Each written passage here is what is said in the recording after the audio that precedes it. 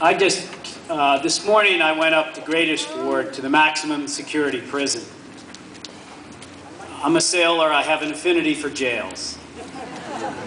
But I visited about 180 veterans in that maximum security prison.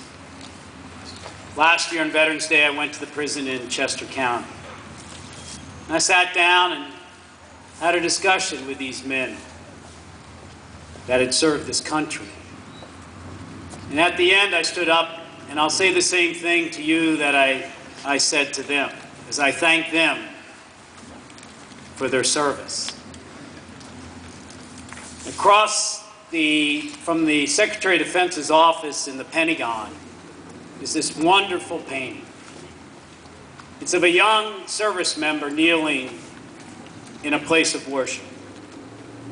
And next to him is his spouse.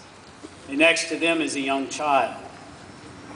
And under it is that wonderful saying from the book of Isaiah, where God has turned to Isaiah and says, "Who will go for us? Whom shall I send?" And Isaiah replies, "Here am I, send me." I was very fortunate. For 31 years, I got to live with young men and women who said, "Here am I, send me." During that time, I learned how our military actually taught our nation so much. Take George Washington, when he and I entered the service together. I can remember up at Valley Forge, he decided, this first general of our Continental Army, that he would give the very first medal in the history of this new nation that he was helping to create. But he dictated that this small piece of purple ribbon would be given only to an enlisted man, not to an officer.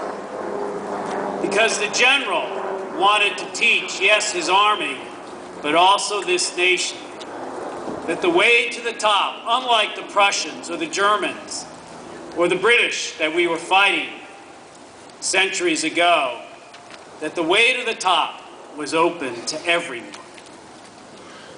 Yes, it took us a while to get us right on race, on gender, ethnicity, and others, as we search for that perfect union. But again, I learned so much in our military as it helped teach this nation. But as I end, because Bob said, keep it short.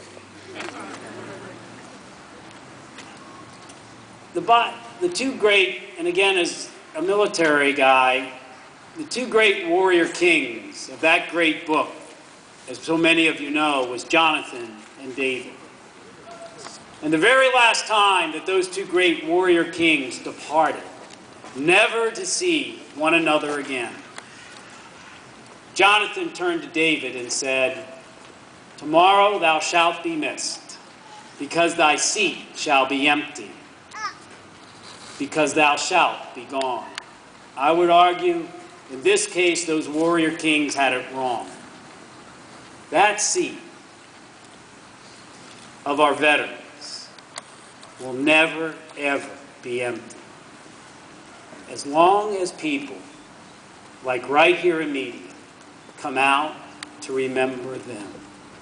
And I would argue that therefore the memory will live on as others take that seat, like those youth that marched through here from JROTC.